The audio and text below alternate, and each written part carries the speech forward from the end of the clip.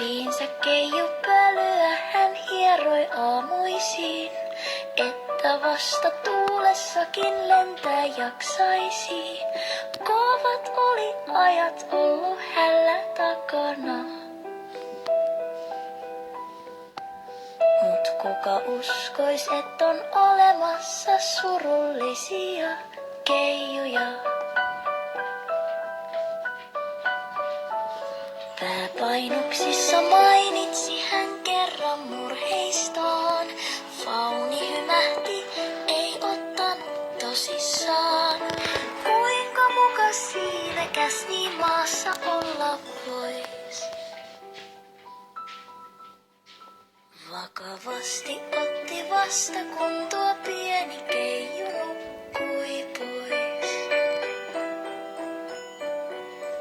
On paratiisi meillä täällä näin, vaan ei aina kaikki koe sitä näin.